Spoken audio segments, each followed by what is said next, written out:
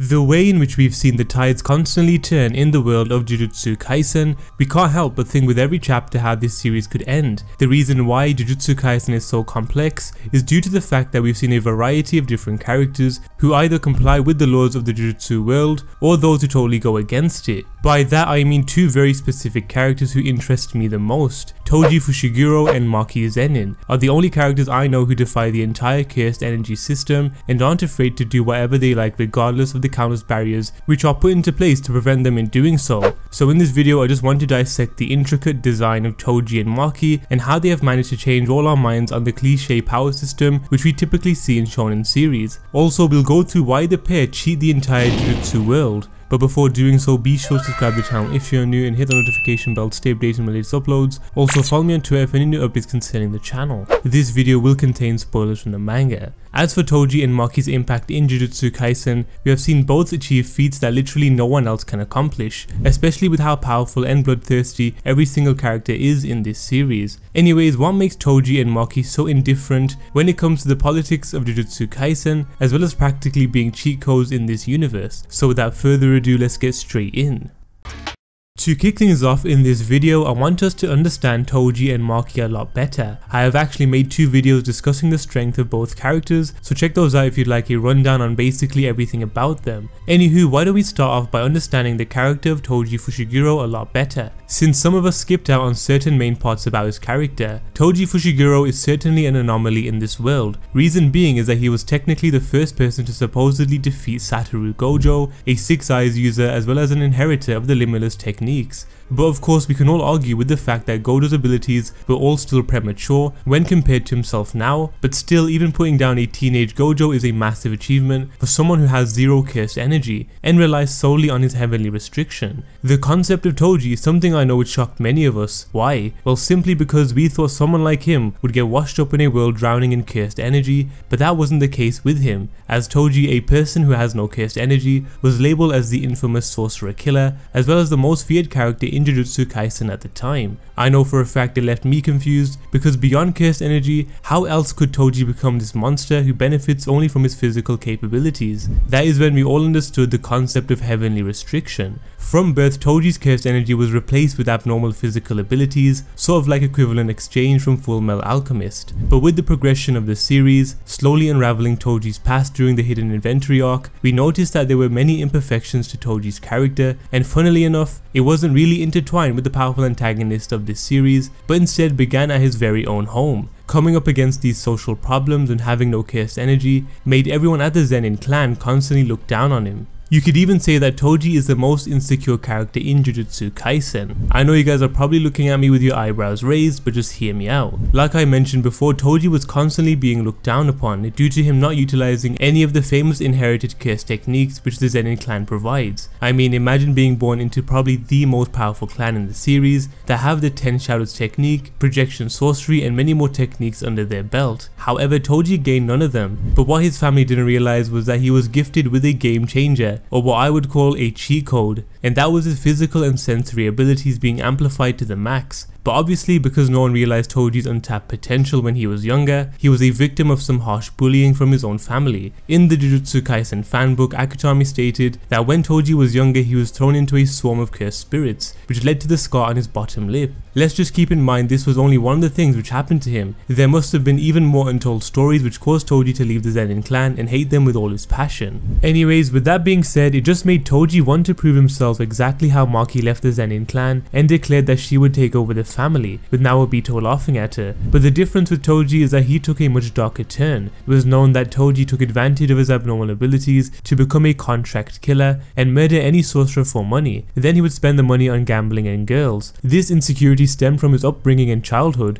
where he felt no love at all in such a cutthroat family, and like any human he resorted to things which would grant him temporary pleasure. But even through putting himself through hell and killing off any sorcerer in his way, he came up against his biggest challenge, and that was Mega Megami's mom. It's a real tragedy for Toji because he had found his comfort with her and it started to reveal Toji's human side. Understanding the stature of Toji from being this monster to coming down to earth, we noticed on several occasions, especially with Megami, the first one being his death, where he asked Gojo subliminally to take care of his child, and he even realized why he named Megami that, all because they meant blessings. By that, Megami was a blessing in Toji's life, where he could finally be treated as a human. The second time would be when Toji was reincarnated during the Shibuya incident arc and overpowered what was controlling him, and right before his son, he stabbed himself in the head so that he doesn't do any harm to him, which showed us all that he did indeed care about Megami. The final time would be setting up Megami as the successor of the Zenin clan. It's like an inheritance which Toji left behind for his only son after his death. So we got to understand Toji a lot better. Now why don't we dive in on Maki's character as a whole and how her goals have changed during her time in the series. Maki, just like Toji, is an anomaly in this world which is conquered by cursed energy and cursed techniques. However, her character is way different when compared to Toji, especially when it comes down to her goals and how she wants to change the Zenin clan. In the Jujutsu Kaisen world, females are overlooked and of course looked down upon, so Maki's situation was kinda worse than Toji's since she utilized no cursed energy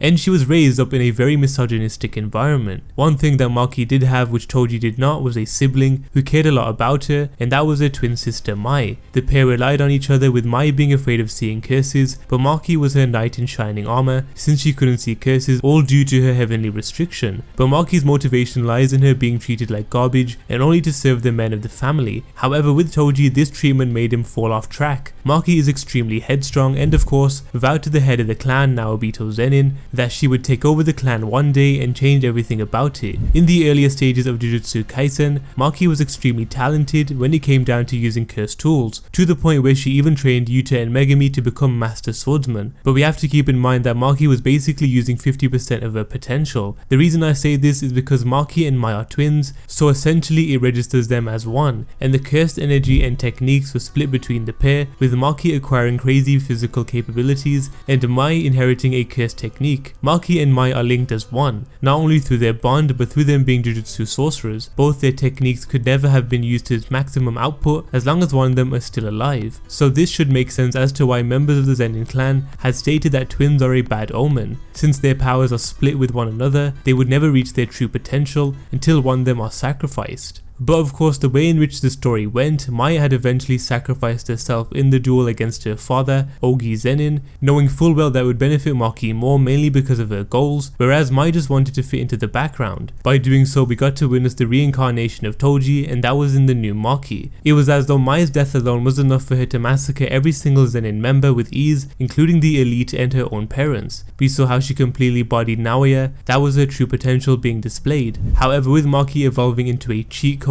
her goals still remain intact, but with the inconvenience of the culling games, she has no choice but to put it at a halt. Not only was Maki's goal to crush the Zenin clan, but it's to restructure the entire Jujutsu world and its ideologies, which differs massively to Toji's purpose, where Maki has the power and intelligence as well as the right people to do so. The goals of both Maki and Toji are indeed different, with Toji constantly seeking that happiness and love he was never given as a child, and Maki undergoing mistreatment as a female sorcerer, and she only wants to change the way things work in the Jujutsu world. But what makes the pair so different from each other? Well, with Toji, like I mentioned before, he desired something that would fill the hole in his heart, whereas Maki is looking at the bigger picture, and is why Gojo has so much faith in the next generation of Jujutsu sorcerers, since she wants to break down the outdated ideologies to make sure no other aspiring sorcerers go through what she had to. But essentially they both made the same choice. They chose power and their own personal ambitions over their family. The first thing we learnt about Toji in this story is that he left his son behind and practically forgot about him. While Maki is not responsible for her twin sister the same way that Toji is not responsible for his son, they still both believe they have to throw away these kinds of family connections in order to survive as an individual. They don't allow themselves to feel that connection. Toji seems to live entirely for himself and to prove others wrong about him. He has the same desire as Maki to be stronger than the sorcerers who despise dismissed him. They just chose different paths. Maki works from the inside, whereas Toji had gone completely outside of the system. Toji is a lot more spiteful than Maki towards talented people. Maki is more self-directed and doesn't blame everybody around her for her circumstances so much. She's a lot more focused on herself and her own sense of self-improvement. However, both of them have an extreme amount of self-awareness and use that to push themselves to develop their bodies to their absolute limit. Toji is someone who's incredibly aware of his own limits, and rather than that making him unmotivated, it causes him to be an extremely strategic thinker, and it also pushes his body beyond even what most Jujutsu sorcerers are capable of. He makes excuses for his own violent behavior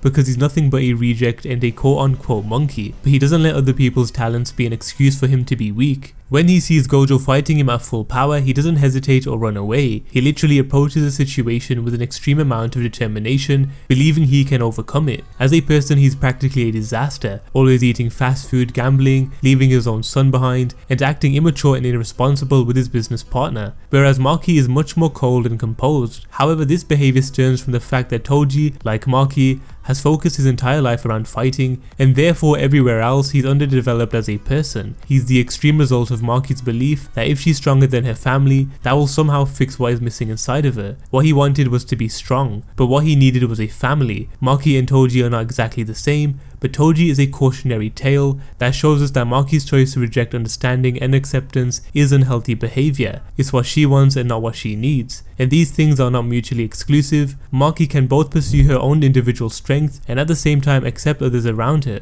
So with that said, these two very unique characters cheat the entire power system of Jujutsu Kaisen. This world is dominated with curses and cursed energy. However, both Toji and Maki cannot see the curses with the naked eye, but instead rely solely on their instincts to come up against them. Or for Maki's case, she used her glasses to make up for not seeing any of these monsters. The fact that Akutami included the concept of zero cursed energy was certainly going to cause problems in this everlasting power battle between the strongest of characters. In a way, it makes these two unstoppable. For example, when Gojo came face to face with such a powerless monster, well, that is what Toji basically is. He has no cursed energy, so how the hell would he go up against a 6 eyes user who has the limitless techniques? But that's when everything got flipped on our heads with the concept of amplifying Toji's downfalls to his advantage, involving the idea of equivalent exchange, which is obviously heavenly restriction. The idea of zero cursed energy is also playing a big part in the most recent chapters of Jujutsu Kaisen, where a culling game player who is practically the only key to freeing Gojo from the prison realm would need to be subdued and convinced. Hana Kurusu has the ability to take one's curse technique away from them, so technically the only person who can take this monster head on is Maki. A duel between a person with an ability to remove curse techniques and someone who needs no curse technique to fight. So to put it simply, in situations where one is filled to the brim with curse techniques, characters like Maki and Toji are the kryptonite to these extremely skilled sorcerers. Toji and Maki's impact on the world of Jujutsu Kaisen was something not many of us expected, mainly because these two have defying abilities which just makes you question the power system of Jujutsu Kaisen even more. I mean, it's already very complicated, and for this inclusion anything can happen. The fact that Toji took on a character like Gojo and left him battered and bruised, and then Maki going on to kill every single member of the Zenin clan except Megami is just insane. The levels these two managed to get to with the use of heavenly restriction proves once again that amplifying your senses and natural prowess,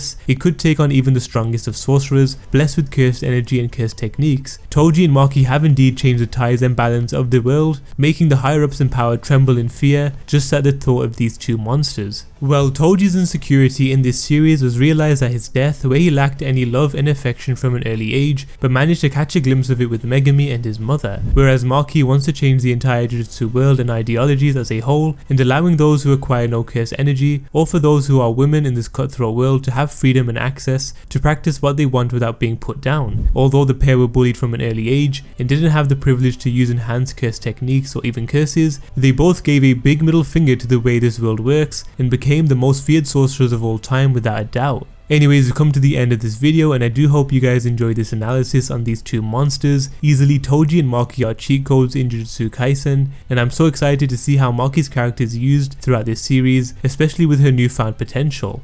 But what do you guys think of these two? Which one is your favorite, and what does the future look like for Maki? Be sure to let me know down in the comment section below. As always, like this video and subscribe to the channel if you're new, and I hope to see you guys soon with another one of these analysis. Anyways, see you all in the next one.